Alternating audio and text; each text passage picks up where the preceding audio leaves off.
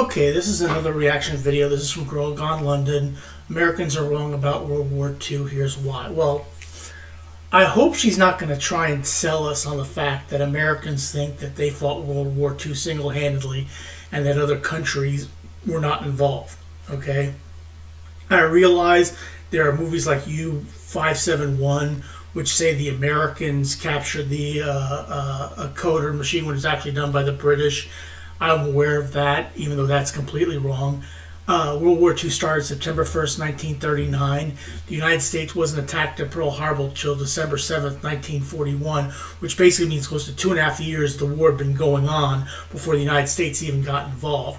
And to the best of my knowledge, the United States didn't even didn't have any troops on the Eastern Front. That was all the Soviets, because that's where Germany invaded Poland to the east before they used their blitzkrieg and captured a bunch of other countries, including France, Belgium, Holland, and so forth.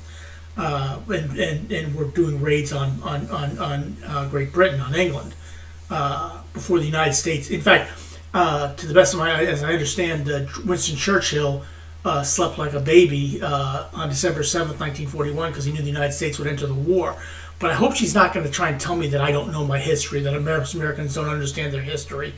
Because if she is, then I'm probably going to get reamed by a bunch of people about this video. So let's see what she has to say about this. Hopefully she's wrong, but hopefully I'm wrong about this, but we'll see. In American culture, World War II occupies a near sacred space. It's remembered as a noble crusade in which the United States emerged as the heroic liberator of Europe and the Pacific. No, the United States didn't emerge as a global... that's not how we look at it, okay? We were part of an allied force that helped liberate Japan and the Far East and Europe. But no, we did not do it alone. I don't know where she gets that from, but okay. This narrative is comforting to millions of Americans, but I've done my research and it's wrong. While the United States undeniably played a major role in the Allied victory, its self-image as the decisive and virtuous force in World War II. Okay, again, I don't know where she gets that from. I don't know where in the United States where we think that we were the virtuous and we're the only ones who did this. Okay, I don't know where she gets that from. Is a distortion that ignores critical realities. From underestimating the Soviet Union's central role. Okay, the Soviet Union, look, if you watch Mark Felton Productions, he does a great video on YouTube. Fantastic. Love listening to Mark Felton. He basically did a video about the three surrenders the Germans were forced to do. One was to Monty, the British general, and one to Dwight D. Eisenhower and one to the Soviets in Berlin. So again, I don't know where she gets this, that Americans think that we were the only ones that liberated, or we played a major role in it, but we were not the only ones. To misrepresenting the use of the atomic bomb, America's memory of World War II is less about historical accuracy and more about national myth-making. In this video, we're debunking some of the myths of the American World War II narrative to explain what really happened. Now, perhaps one of the most glaring omissions to Americans is the scale of the Soviet Union's contribution and sacrifice in defeating Nazi Germany. Look, the Soviets and the Germans had a non-aggression pact, but the Germans broke it. And to the best of my knowledge, no Americans ever fought on the Eastern Front. It was the Soviet Union, okay? I know that there was the defense of Stalingrad, which was big, but no, Americans do not think that we, helped out or did anything to do with the Eastern Front, okay? That was all the Soviets. In fact, many Americans likely wouldn't even know that the Soviet Union played such a major role. However, much of the war was fought along what is known as the Eastern Front. And one of the most important battles of the war was the Battle of Stalingrad, which allowed for the encirclement and destruction of the Germany's 6th Army and let the Soviets move towards Berlin on behalf of the Allies. And I think it was Enemies at the Gate was a movie that was done in the late 90s, maybe the early 2000s, whatever it was, which I think that's what it was about, the Battle of Stalingrad. But yeah, that's something we know. We know that we had nothing to do with the Eastern Front at all. war's end, around 80% of all German military deaths occurred on the Eastern Front, and the Soviet Union lost over 27 million people, including civilians. It's often said that World War II was won with British intelligence, American steel, and Russian blood. But despite these staggering figures when it comes to the Soviets, American cultural memory really erases Soviet involvement. It really doesn't. Okay, look, when I was in school, I learned about the Soviets in the Eastern Front, okay? Trust me, and there are other historians who do a much better job of it than I could ever do, talking about the Soviets on the Eastern Front, okay? Keep in mind, it was Eisenhower who said that the Americans would not go to Berlin, okay? And I forget where they met. They met in the middle of Germany, but the Soviets took Berlin, and that's where Hitler died. In part, this can be traced to Cold War propaganda, which sought to minimize Soviet accomplishments and cast the USSR as an adversary, not a wartime ally. Well, it was said, I think Patton wanted to invade the Soviets after World War II. I think that's, but no. Like I said, I was born in the in the late '60s. In schools in the '70s, '80s, we talked about the Soviets capturing Berlin and winning World War II. In fact, I actually taught high school, my middle school history class. Me and two other guys took over. Each did a portion. I did pre-war. And one of the pre-wars of the United States was that the United States didn't get involved in war until 1941, but the Soviet Union was involved, I believe, in 1940 when Germany invaded it. Ally. Operation Barbarossa, I believe it was called. Even today, American school textbooks and war films really rarely acknowledge the extent to which the Soviet Union helped win the war for the Allies. Number 2, America was not the reluctant savior. A foundational part of the American myth is the idea that the U.S. was reluctantly dragged into the war by the Japanese attack on Pearl Harbor. No, if she's going to bring up the Lend-Lease Act of March 1941, where the U.S. Basically gave equipment to the Allies against the Axis. Look, it was no secret that FDR wanted to get involved in the war. Okay, it was no secret that he wanted the United States to be involved in the war. But the United States. It was the original feeling, the mass feeling of the American public was they should stay out of the war. Okay, it was Europe's war, let them deal with it. But then the attack on Pearl Harbor, and then we had declared war on Japan. Germany made the biggest mistake of the war by declaring war on the United States, I believe, on December the 10th. And that's what brought us into the European theater. In December of 1941, President Franklin D. Roosevelt called it a date which will live in infamy, and the narrative of sudden, unprovoked aggression has been used to frame the U.S. role as one of reactive justice rather than proactive ambition. In truth, America was already involved in the war long before Pearl Harbor, economically, diplomatically, and ideologically. Through the Lend-Lease Act of 1941, the United States provided over $50 billion, equivalent to around $750 billion today, in war supplies to the United Kingdom, the Soviet Union, China, and other allies. Roosevelt had long been preparing the country for war, even while publicly maintaining a stance of neutrality in order to navigate Congress and public opinion. Moreover, American sanctions and embargoes against Japan, particularly on... Yeah, the embargo against Japan was really wide. Look, one of the movie Tora Tora Tora, Yamamoto basically says, I believe all we've done is awakened a sleeping giant and filled him with a terrible resolve.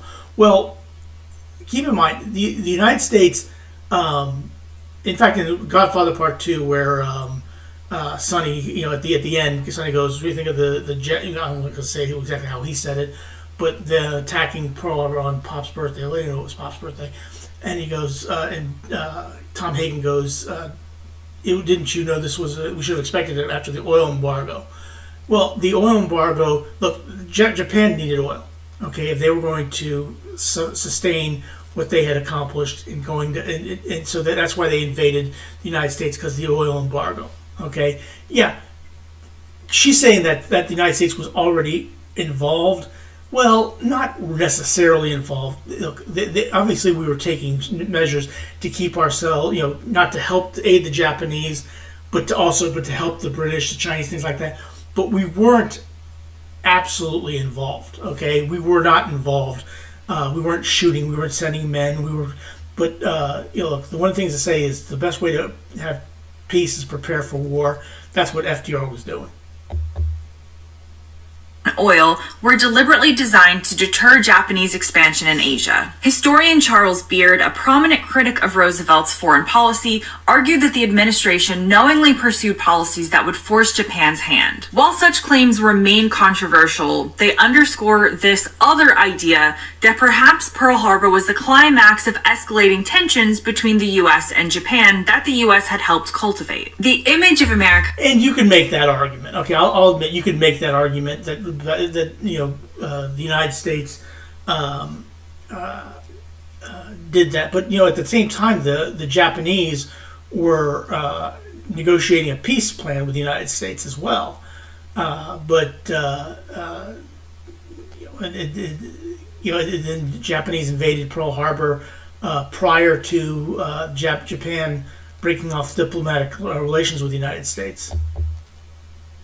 As a reluctant participant, erases the strategic calculations and growing global ambitions that motivated intervention. The war offered an opportunity to America to assert American influence and establish a post-war order aligned with U.S. economic and political interests. Next up on my list has to do with the atomic bombs. American textbooks often assert that the atomic bombings of Nagasaki and Hiroshima were necessary to end the war and save lives, typically citing the estimated 500,000 American casualties that might have resulted from a land invasion of Japan. However, many senior military leaders at the time questioned the necessity of using nuclear weapons.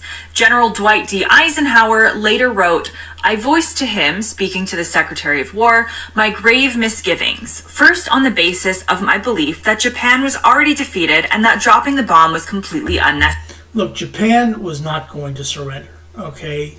In fact, they actually took a vote after Nagasaki and voted as a tie, and it was up to the emperor to break the tie, and he agreed to surrender. Okay, Japan, and you're also talking the Soviets were about to invade the North. You could have a North Japan and a South Japan, just like a North Korea and South Korea. Again, I understand Dwight D. Eisenhower was saying Japan was already defeated, but the Japanese weren't about ready to surrender. So, necessary. Similarly, another admiral stated the use of this weapon was of no material assistance in our war against Japan. Japan had already been devastated by conventional firebombing campaigns, the destruction of infrastructure, and a tightening naval blockade. In July of 1945, the U.S. intercepted messages indicating that Japanese leaders were seeking terms for surrender, primarily the preservation of the emperor. In early August, the Soviet Union declared war on Japan and launched a massive invasion, delivering a psychological and strategic blow that many historians consider the final push towards surrender. Again, I understand where she's coming from, but the Japanese were not going to surrender. They may have been seeking terms, but they were not going to surrender. It was never going to happen. Look, in my opinion, it was necessary to drop the bombs on Hiroshima and Nagasaki. Okay, it was necessary to do that. But again, I understand where she's coming from. Don't necessarily agree with it, but I understand where she's coming from. So, why use the bombs? Increasingly, scholars argue that the atomic bombs were at least partially intended to send a message to the Soviet Union. The US wanted to end the war swiftly and decisively. Well, look, they didn't want the Soviet Union to invade Japan. Okay, that was not because the Soviets had already proven in Eastern Europe that they were not going to give up what they accomplished. That's why you had the Iron Curtain, and that's why you had the Cold War.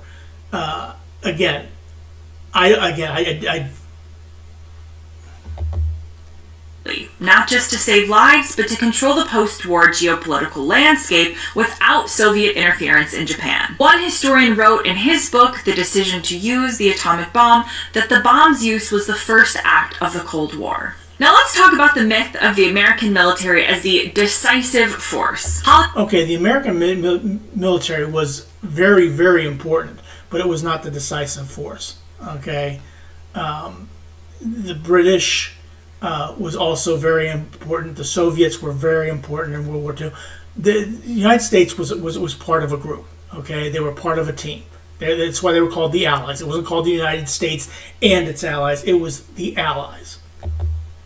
Hollywood, television, and national commemoration have helped create the impression in America that American soldiers were the principal liberators of Europe and the Pacific. No, I don't think they have. Okay, they tell stories from an American perspective. Okay, like Band of Brothers or Saving Private Ryan, which actually took place between D-Day and about a couple of days after D-Day.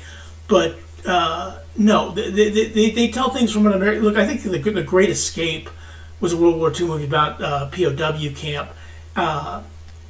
To the best of my knowledge, no Americans ever took place, and even though it was based on a true story, I don't think any Americans ever took part in the Great Escape.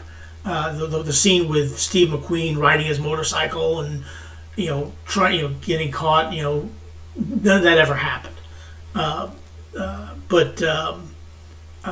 No, I don't think we portray ourselves as the main liberators. Okay, not by a long shot. I don't know where she gets this information from. While American troops absolutely did fight bravely and effectively across the war front, the reality is that victory came through an enormous and often messy coalition effort. Well, if you look at D-Day, there were 5 beaches, codenamed Utah, Omaha, which is where the Americans landed, and then Juno, Gold, and Sword were the other 3. And Juno, Gold, and Sword were Canadians and mostly British. So yeah, and I believe Operation Market Garden was Monty's plan, was Montgomery's plan. American military supremacy was neither automatic nor singularly decisive. The British Empire played a central role in resisting Axis aggression long before the United States entered. Yeah, it's like I said, the World War II started September 1st, 1939. That was a full 2.5 years before the United States even got involved. And of course, you had Dunkirk, you had the Battle of Stalingrad. You have a whole bunch of things that happened before the United States even got involved. The war. After the fall of France in 1940, Britain stood alone in Europe against Nazi Germany for more than a year, enduring relentless bombing during the Battle of Britain, the first significant defeat for Hitler's military. British pilots fought off the Germans in a campaign that Winston Churchill would later praise and say, "Never in the fields of human conflict was so much owed by so many to so few." Britain also led numerous campaigns in North Africa, the Mediterranean, and Southeast Asia. The British 8th Army, under commanders like Montgomery, played a decisive role in the defeat of German and Italian forces in North Africa, particularly around 1942. This was what Churchill called the end of the beginning. Meanwhile, British and Commonwealth forces fought grueling jungle campaigns against the Japanese in Burma, often under harsh conditions and with little recognition in the American-dominated. Now, I remember the bridge on the River Kwai, which showed, even though that was a lot of people really, a lot of the people who actually lived through it hated the movie. Look, I know that the British fought in World War II. Okay, I'm well aware of that. I'm well aware of what they accomplished. I'm well aware of what they did. To sit there and say that the United States was the only, fighting force that actually, that's all nonsense. I know it, you know it, she should know. But to sit there and say that Americans tell stories from Americans' point of view, just like British tell stories from a British point of view. To sit there and say that the United States thinks that they were the only ones that helped defeat the Germans and Japanese is nonsense. narrative. In Europe, the Royal Navy kept vital Atlantic supply lines open, while British intelligence services, including the codebreakers at Bletchley Park, made significant... Yeah, Alan Turing. He was one of a bunch of people that helped crack the Enigma code from the Germans. Contribution. And of course, like I said, U-571 was a American movie about how Americans captured the machine when it was actually the British that did that. Which I agree with. Look, that was absolutely a horrible movie, full of so many historical inaccuracies, and just absolutely, which would back up her statement that Americans are wrong about World War II, especially if you look at that movie. To the Allied war effort, most famously by cracking the German Enigma code. And even after American forces arrived in large numbers, the war remained a joint effort. The D-Day invasion itself was a British-led operation, the overall commander of naval forces was a British admiral, and 2 of the 5 landing beaches, Gold and Sword, were taken by British forces. Canada took a third. British and Commonwealth troops continued... Which is what I said earlier. I said Utah and Omaha were American beaches, and Juno, Gold, and Sword were British and Canadian. Continued fighting side by side with Americans through... Which basically disproves what she just said, Americans are wrong about World War II. I said it before she said it. Out the campaigns across Europe. But by focusing exclusively on American heroism, popular culture in the States erases the efforts of Britain and its vast imperial forces. Millions of soldiers from India, Africa, Australia, New Zealand, Canada, and the Caribbean, all of whom played indispensable roles in the Allied victory. Look, there's a video on YouTube about this Japanese surrender on the USS Missouri, and there are a bunch of countries on there that actually signed it. Okay, it's not just the United States and Japan. It was Britain, there was Australia, there was a whole group of people from different countries that signed that, okay? Again, Americans tell movies from an American perspective, okay? That's why, Saving Private Ryan was about Omaha Beach and basically a fictional story of 8 or 9 Americans going to get one man, okay? Not to dissuade or disprove that the British actually were involved in D-Day. They were. In fact, I think the first person died on French soil was actually a Brit, and I believe memory serves. I don't remember, because I remember hearing about this about 10 or 15 years ago. There he was a Manchester United fan, but nobody's perfect. But British were absolutely involved in World War II. I'm completely aware of that.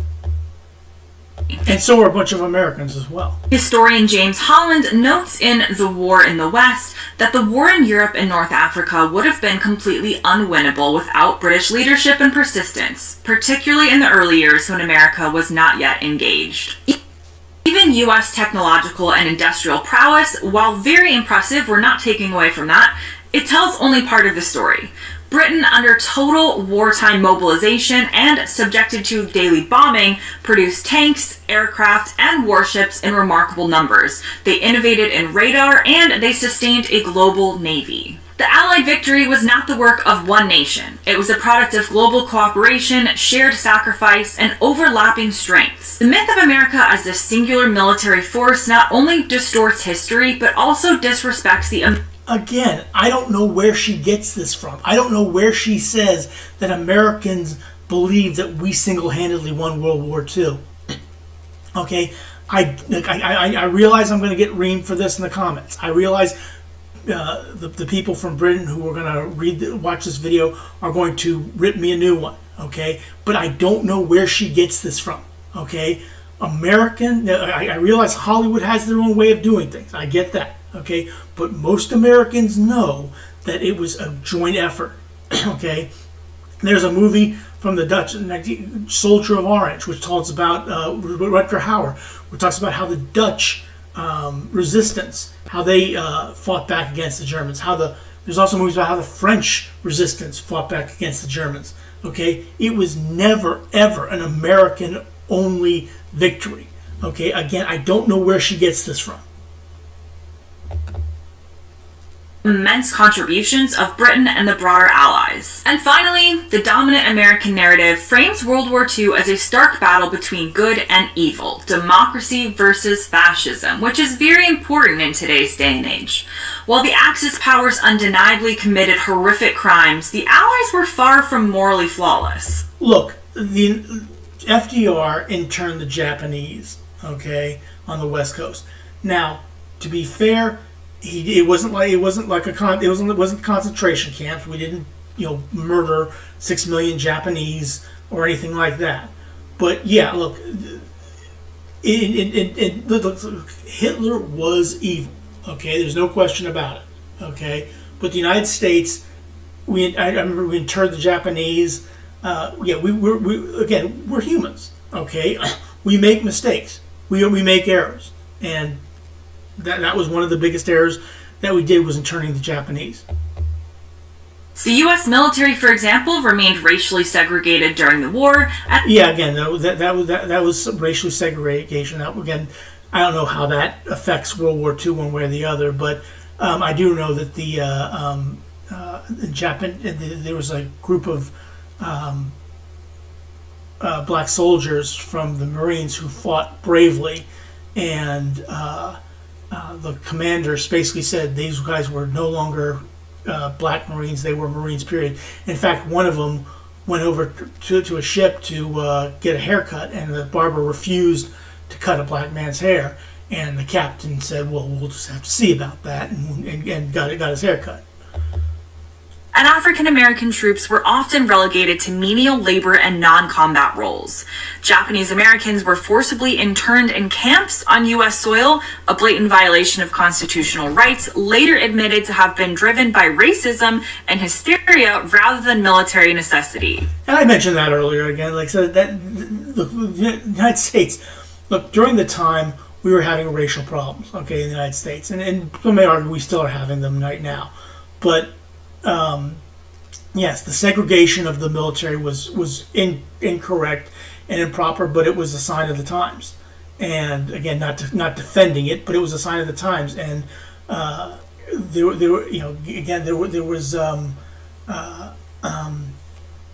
I think Truman finally desegregated it in his presidential term. But no question about it. The segregation of troops was poor. Meanwhile, Allied bombing campaigns, including the firebombing of Dresden and Tokyo, killed hundreds of thousands of civilians. As Roosevelt aligned with Joseph Stalin, the idea of a purely virtuous alliance breaks down. Yet, American memory tends to gloss over these contradictions in favor of a cleaner and more palatable story. Not really. Again, I don't know where she gets this information from. Okay? Look, it's not what I learned. Okay, I'm only one American, okay? And maybe every other American was taught how she says they were taught. But I was not taught that, okay? And there were other people in my classroom who were not taught that either, okay? So again, I don't know where she gets this from. The war's aftermath also complicates the narrative. Far from ushering in a new era of peace, the end of World War II immediately transitioned into the Cold War, with America asserting dominance through military alliances, covert interventions, and nuclear brinkmanship. Look, the Cold War is a different animal from World War II, okay? And we understand, look, like I said, the Cold War went on from 1945 to 1991, whatever it was, when the Soviet Union collapsed, okay? Again, the Cold War is a completely different animal. Book The Politics of War, historian Gabriel Kolko argues that U.S. wartime policies were driven as much by the desire to shape the post-war world as by opposition to fascism. He says American leaders were never content with a victory over the Axis. They sought to shape the entire future of global power. Now that brings me to the end of this episode. I hope you learned something new about the history of World War II. I'm sure many of you have much more to comment below, so leave it in the comments. Okay, this is Girl Gone London. Please click like, share, and subscribe for her as well as for me. I would appreciate it. Again, I expect to be reamed big time on this video. I expect to be chastised by my friends over across the pond who probably think I'm being too harsh on her. But look, it is what it is. Please click like, share, and subscribe for her as well as for me. I would appreciate it. Have a good rest of your day. Thanks for watching.